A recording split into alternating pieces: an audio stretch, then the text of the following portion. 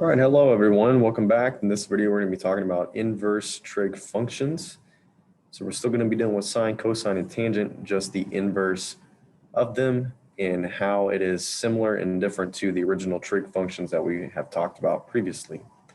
With inverse trig functions, what we're really going to be focusing on is being able to calculate the measure of angles in right triangles, and we're going to be able to do that with 85% accuracy. Okay, so here are some of the trig identities that we talked about in the last three videos. Okay, remember our acronyms for these. We have SO, S divided equals O divided by H. We have CA, and then we have TOA. Okay, so sine is the opposite side divided by the hypotenuse. Cosine of an angle is equal to the adjacent side divided by the hypotenuse, and then the tangent of an angle is equal to the opposite side divided by the adjacent side.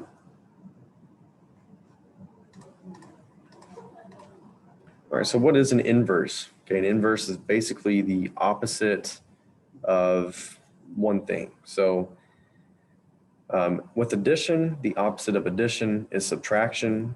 Multiplication is the opposite of division. Those are the inverse of each other. And then functions, if we're given a regular function, the inverse has a -1 attached to the top of it. Okay, so these are what the inverse trig identities look like. Okay, so we have an angle measure that's what we're looking for here.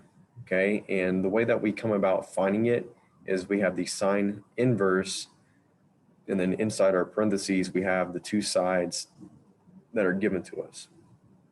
Okay, so we're going to take a look at two examples, examples number 2 and 3 in our PowerPoint slide. And we're also going to be referring back to the Desmos calculator to help us out with some things. Okay, so the first thing, just like we've done in previous problems, is we need to make sure that we label the triangles with respect to the angle that is given or the angle that is the angle that we're looking for. So in this case, we're looking for angle C in both problems. So we're going to go ahead and label that as X down here in the right-hand corner. We're going to do that for both of the triangles. Okay. Now at this point, what you can do is go through and label each side, right? So we always start with a 90-degree angle. The side that's across from it is the hypotenuse. Okay, so in both cases, we are given the hypotenuse. Then after that, it's moving on to labeling the other parts, which we only have two choices at this point. Okay, it's either going to be the opposite side or the adjacent side. So the opposite side is always across from the angle that we're looking at. And then the adjacent side is the one that touches, okay, the key word there is touches.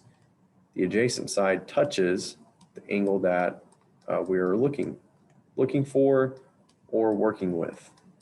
Okay, so this is how our triangle is labeled when we are looking at angle C. Opposite side over here is 8. Hypotenuse is the same for both.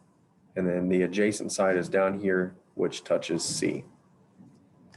Okay, so with this problem right here, okay, our goal is to find the measure of angle C, and we're doing it based on what we have in the picture. So in this first problem, we're given the opposite side. Okay, so on my picture, or not on my picture, on my acronyms, okay, I'm just going to put a little check mark next to the opposite side. And we can already cross out the cosine because cosine does not have an opposite side in the formula. Okay, then I go through. The other thing that's given to me is the hypotenuse. Okay, tangent does not have a hypotenuse, so we cross that out. We're not going to be working with it. So our formula is going to be based on the sine. Okay, so I set this up the exact same way that I had with finding missing sides. Okay, so nothing changes. We still have the sine, but this time we have x that we're looking for. We don't know what x is yet. And then that's going to be equal to the opposite, which is 8 divided by the hypotenuse, which is 17. That's a sloppy 17, so I'm going to redo it. Okay, so we have sine of x is equal to 8 divided by 17. To get rid of this sine of x, okay, the way that we do it, it's kind of like the square roots. When we have something squared, to get rid of the square root, to get rid of the square, we take the square root. Okay, so with functions, to get rid of a function, we do the inverse operation, which has that -1. Okay, so I'm just going to multiply by sine inverse on both sides.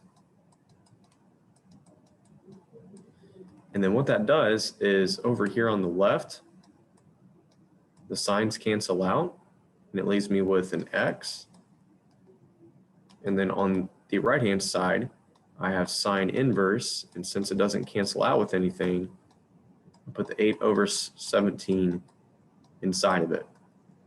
Okay, so this is my function that I'm working with now. Okay, once we solve this and put it into the calculator, it's going to give us the angle measure that we're looking for.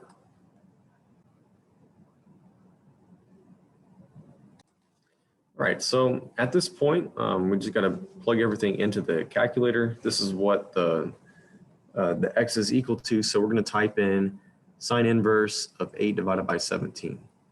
In the calculator, to get this, we have to go to function. Okay, so we click function, click sine inverse, and then we come back to the main screen and just do 8 divided by 17. Okay, so for this specific angle, okay, it's going to be equal to 28.07. 28.07. Okay, so angle C in this first problem is equal to 28.07 degrees. Okay, there's a couple of things that we need to write down about the inverse functions for trig functions. And the first one being that, okay, we set up, okay, so item number 1, we're going to set up the problem the exact same as we did with the regular functions. Okay, so here's our first one. We set up the problem just like we did with the original trig functions. Okay, item number 2, though, is just a note on when to use the inverse trig ratios. The only time that we're doing this is when we're looking for a missing angle in a right triangle. Okay, we're only doing this with right triangles right now.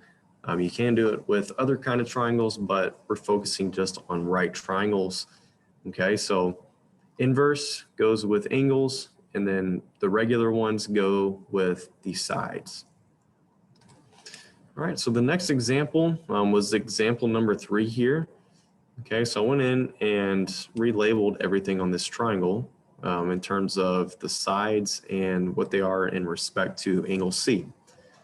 Okay, so with our formulas for example number 3, okay, we are given, again, 2 side lengths and asked to find the missing angle. They give us a hypotenuse. Okay, so since tangent doesn't have a hypotenuse, it gets crossed out.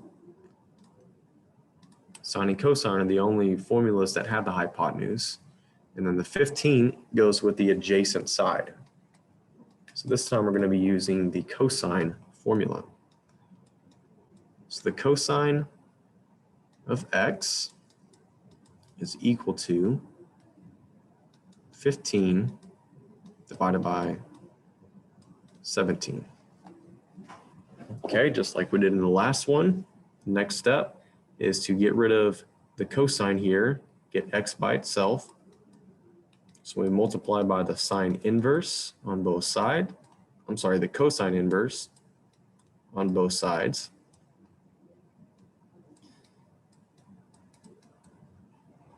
The cosines cancel out, brings the x down.